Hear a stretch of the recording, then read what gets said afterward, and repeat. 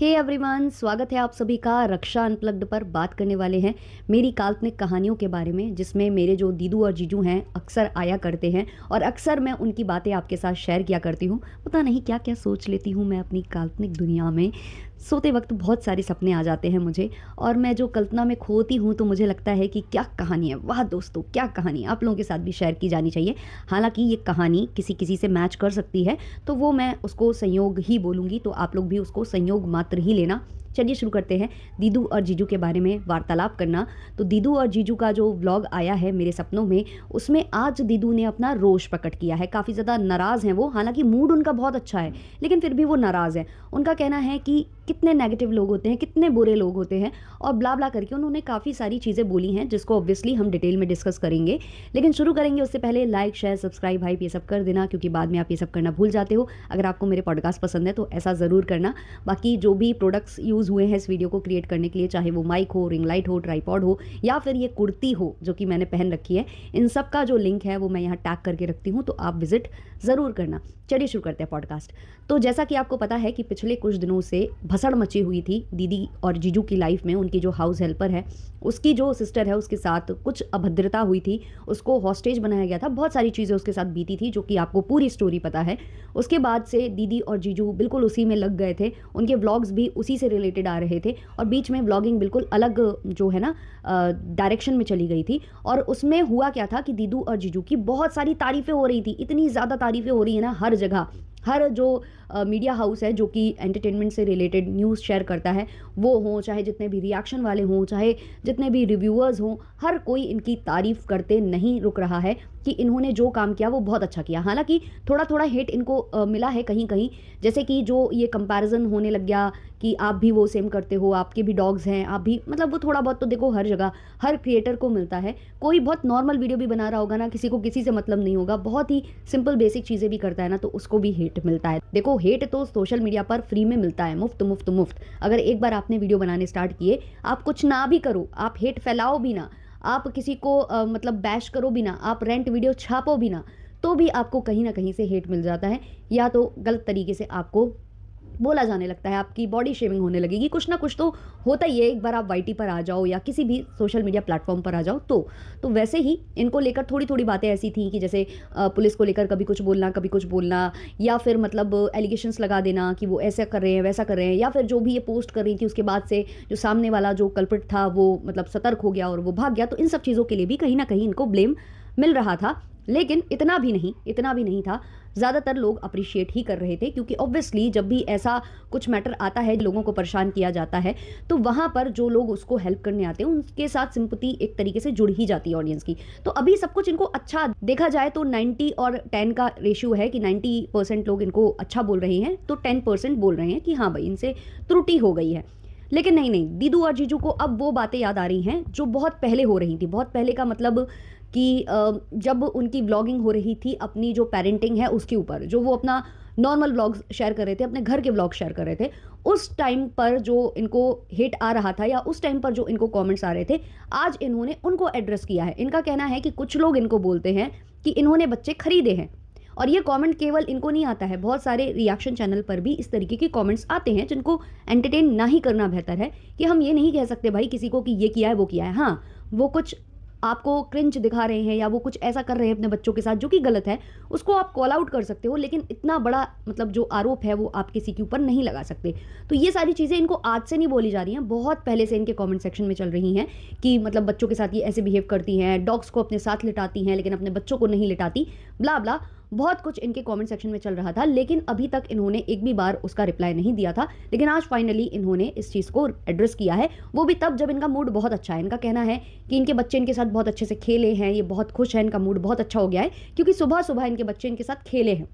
उसके बावजूद इनको वो हेट चीज़ें याद आ रही हैं, वो हेट रेट इनको याद आ रहा है। क्यों भाई? जब इंसान का मूड अच्छा होता है तो इंसान हेट से भागने की कोशिश करता है, उसको एड्रेस करने की कम कोशिश करता है। लेकिन इनका क्या है कि मूड अच्छा है तो चलो आज मैं थोड़ा सा टॉन्ट कर देती हूँ और थोड़ी थोड़ी ऐसे बातें करती हूँ जो कि घूमते फिरते कहीं और निकल जाए, तो ऑडियंस थोड़ा सा मतलब सिंपैथी विम्पैथी करने लग जाए इनके साथ। कुछ बीच में ऐसा टाइम भी इनका बीत गया है, जैसे कि बच्चों का जो सेकंड मंथ एनिवर्सरी ये सेलिब्रेट कर सकते थे, फर्स्ट वाला तो इन्होंने किया नहीं था, सेकंड वाले का इन्होंने कह दिया कि मैं इधर बिजी थी हाउस हेल्पर को न्याय दिलाने में, तो नहीं कर पाई। वहीं अगर आप देखो तो दिव्यांका और विवेक का आ चुका है व्लॉग, और उन्होंने बहुत ही अच्छे से अपने बच्चों का वो सेलिब्रेट किया है, और उसमें उन्होंने एक ऐड भी किया है, जो दिव्यांका है उन्होंने ऐड किया है, ब्रेस्ट फीडिंग से रिलेटेड उन्होंने किसी चीज़ का ऐड किया हुआ है, तो उसमें उन्होंने बहुत अच्छे से उस ऐड को किया है, मतलब कि एड्रेस काफ़ी अच्छे से किया है, वो एडवर्टीजमेंट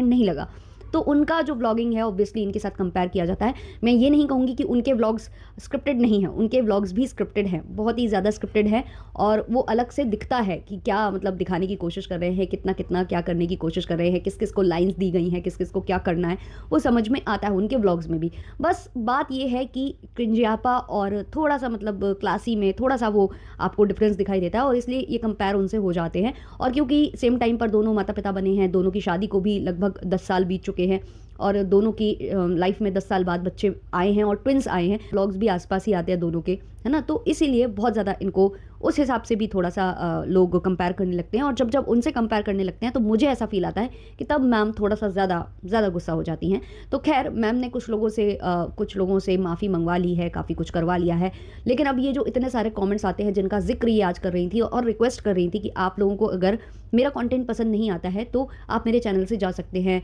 मुझे हेट करने वाले लोग नहीं चाहिए, मुझे प्यार करने वाले लोग चाहिए, जो लोग प्यार करते हैं वो मेरे कंटेंट को देखें, जो प्यार नहीं करते हैं वो ना देखें। तो इस तरह की बातें मैम कर रही थी, तो मैम इनसे माफ़ी नहीं मंगवाएंगी, ये सारे कमेंट्स सेक्शन वाले, इनका भी नाम ढूंढ कर, इनका भी सब कुछ ढूंढ कर इनसे भी आप कह सकते हैं कि माफ़ी मांगिए, ऑन लाइव आकर माफ़ी मांगिए, वीडियो बनाकर माफ़ी मांगिए। और अभी तक उस चीज़ को एड्रेस भी इन्होंने नहीं किया है कि क्या ये इन्हीं के साइड से हुआ था या किसी और के साइड से हुआ है, ये चीज़ सेम चीज़ है ना। तो बहुत सारी बातें हैं, लेकिन भाई मैम जो करती हैं वो सही करती हैं। अगर मैम किसी और को गैसलाइट करती हैं, किसी और के बारे में कुछ आकर बोलती हैं, तो वहाँ पर ये मुझे नहीं लगता कि माफ़ी वाफ़ी मांगती है, लेकिन दूसरों से इनको माफ़ी चाहिए क्योंकि इनके ईगो और वो सारा कुछ बहुत ज़्यादा बढ़ा हुआ है। तो ये सारी चीज़ें ये एड्रेस कर रही थी। बेसिकली इनके पास कंटेंट नहीं था तो इन्होंने आज कंटेंट ऐसा ही निकाल दिया है, थंबनेल पर भी उसको ही चिपका दिया है। मैडम ने डिकोड कर लिया है कि किस तरह के वीडियो पर ज़्यादा व्यूज़ आते हैं, और इनको पता था कि अभी जो हाउस हेल्पर वाला कंटेंट गया है उसके बाद से इनके व्यूज़ थोड़े से डाउन होंगे, तो इन्होंने उस पर ही थोड़ा सा पुरानी चीज़ों को एड्रेस किया है जो अभी फ़िलहाल के लिए इनके कॉमेंट सेक्शन में चल ही नहीं रही थी। हाँ, बहुत सारे लोग इनको बोल रहे हैं जो चीज़ें पहले बोल रहे थे जिसको इन्होंने एड्रेस किया है, तो वहाँ पर इन्होंने तर्क ज़रूर दिया है। इन्होंने कहा है कि मैं बहुत सारी मतलब मेडिसिन वगैरह लेती हूँ, रात में भी मुझे प्रॉब्लम वगैरह होती है,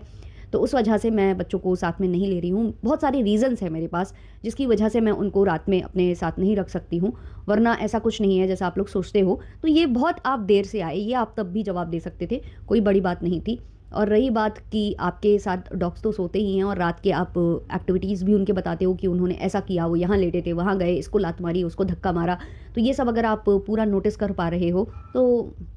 अब मैं क्या ही कहूँ कि रात में नींद तो वैसे भी आपकी खुलती है ना, जिस हिसाब से आप बता रहे हो। बट ठीक है भाई, ठीक है, हम ज़्यादा नहीं बोलते इस पर। उनके बच्चे वो ज़्यादा अच्छे से उसको उनकी परवरिश कर सकते हैं और सब। बाकी मैंने इनके इन लॉज का भी वीडियो देखा है जहाँ पता चला है कि इनकी जो नंद हैं उनके साथ एक्सीडेंट वगैरह उनका हुआ है। वो जा रही थी किसी शेयरिंग वगैरह उस पर जा रही थी 3 व्हीलर पर, और उसमें उनका वो पलट गया है, जिसके बाद उनको ऑपरेशन वगैरह के लिए जाना पड़ा। थोड़ा सा प्लास्टिक वगैरह का सर्जरी उनकी हुई है क्योंकि कुछ चीज़ें फट गई थी, कट गई थी, ऐसा कान के पास से ऐसा कुछ उन्होंने बताया इनके लॉज ने। उनका छोटा सा बच्चा है जो कि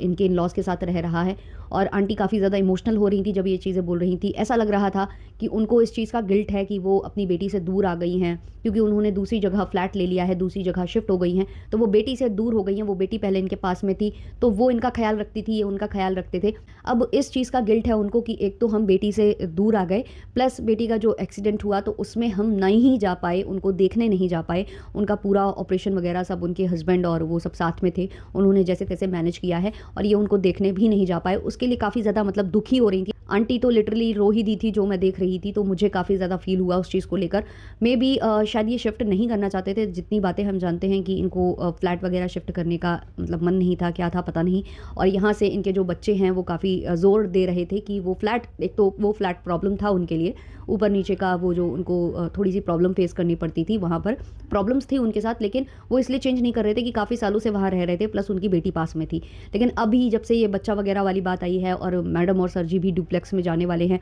और इन्होंने बोला था कि अपने इन लॉज़ को साथ में रखेंगे। अब हो सकता है कि इन लॉज़ ही मना कर रहे हों या हो सकता है मैडम उनको नहीं रखना चाहती हूँ, जो भी रीज़न हो वी डोंट नो, क्योंकि उन्होंने कैमरे पर नहीं शेयर किया और शायद वो दिल्ली नहीं छोड़ना चाहते होंगे, तो बहुत सारे रीज़न्स हो सकते हैं। तो क्योंकि ऑडियंस हेट करेगी और बहुत सारे सवाल करेगी, तो मे भी हो सकता है वो सोचते हुए कि मम्मी पापा को अच्छी जगह शिफ्ट कर देते हैं, प्लस वो लोग व्लॉग भी करते हैं, तो व्लॉगिंग के लिहाज से भी उन्होंने सोचा होगा कि अच्छी जगह शिफ्ट हो जाए, उनके बेटे ने सोचा होगा, जो कि ऑब्वियसली अपने माँ बाप के लिए अच्छा ही सोचेंगे। प्लस ये लोग भी अभी विजिट कर सकते हैं, जैसे दिल्ली वगैरह जाते हैं अपने बच्चों को लेकर, तो इनको भी एक अच्छी स्पेस मिल जाए व्लॉगिंग वगैरह के लिए भी, और बहुत सारी चीज़ों को लेकर इन्होंने सोचा होगा, तो इन्होंने शिफ्ट करा दिया। लेकिन वो गिल्ट जो है उनके जो लॉज हैं उनके चेहरे पर प्रॉपरली दिख रहा था, स्पेशली आंटी के चेहरे पर दिख रहा था कि काफ़ी मतलब वो अकेला सा और मतलब असहाय सा महसूस कर रही थी। और उस चीज़ को लेकर भी मैडम को काफ़ी सारे कमेंट्स आए हैं कि आप एड्रेस नहीं कर रहे हो ये वाला जो मैटर हुआ है। मे बी उनके व्लॉग अभी पीछे चल रहे हो, वैसे लग नहीं रहा कि पीछे इतने चल रहे होंगे। हो भी सकता है कि